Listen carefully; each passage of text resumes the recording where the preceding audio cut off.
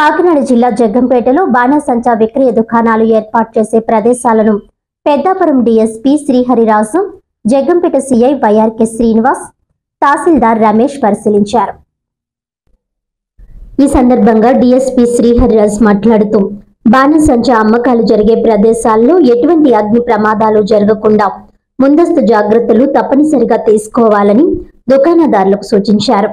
దుకాణం నుంచి దుకాణానికి కనీసం 10 అడుగుల దూరం ఉండేలా షెడ్లు ఏర్పాటు చేయాలని, ప్రతి దుకాణం వద్ద నీళ్లు, ఇసుక, ఆక్సిజన్ సిలిండర్లు సిద్ధంగా ఉంచాలని తెలిపారు.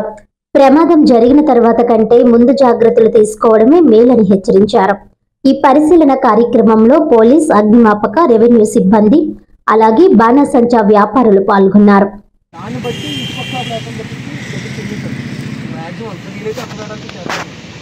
మధ్యలో గ్యాప్ ఉండాలి సార్, ఏసీకి మధ్యలో గ్యాప్ ఉండాలి. మరి అనగానే అంత దూరం వెళ్ళచ్చు, అంత దూరం వెళ్ళాలి సార్. తప్పుడు కొట్టారు కదా సార్, అక్కడికి ఇంకొక 5 ఏమన్నా 1-2 వచ్చినా ఉన్నాయి సార్. నేను రాకపోతే వెళ్ళిపోవని చెప్తున్నాను సార్. అసలు వేరే షాప్ ఉన్నాయి తక్కువ, అది వెళ్ళిపోవని చెప్తున్నాను. వాళ్ళు ఎగ్రేది ఒక షాప్ అనేది వెళ్ళేది సార్. కాలం అవుతుంది. అవును సార్, కాలం నీరు కలుస్తుంది. మోటార్ అయ్యి మళ్ళీ ఎందుకని చెప్పేసి ఒక ట్యాంక్ మళ్ళీ వచ్చేది పెడతాం సార్. ఇప్పుడు కూడా ప్రాజెక్ట్ అంటే ట్యాంకులు నీళ్ళు ఏమన్నా మోటార్ అంటే అదేమో కాదండి, టైరింగ్ పట్టుకుండగా అందులో పాలసీ.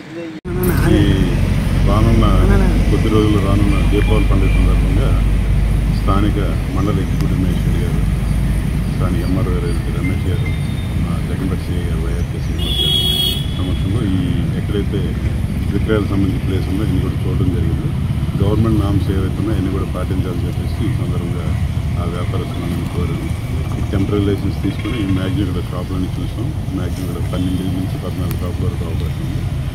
అలాగే వాటర్ సంబంధించి లేకపోతే ఇసుక లేకపోతే ఇంకేమైనా ఫైర్ ఫైటింగ్ సంబంధించి ఏవైతే ముందస్తు చర్యలు ఉన్నాయో అన్నీ కూడా తీసుకుంటాం. ఫైర్ సర్వీస్ సంబంధించి కూడా స్టేట్ ఫైర్ ఆఫీసర్ గారు వచ్చారు, రఘురాజ్ గారు, అన్ని ప్రికాషన్స్ తీసుకుంటుంది. ప్రజలు కూడా అప్రమత్తంగా ఉండాలి అని చెప్పేసి, ఎందుకంటే మన పొరుగు జిల్లా అయినటువంటి రాయవరం ఈ మధ్యన చాలా పెద్ద సంఘటన జరిగింది. దాని నుంచి మనం గుర్పాటు మార్చుకుని ప్రతి ఒక్కరు కూడా అన్ని ప్రికాషన్స్ తీసుకోవాలని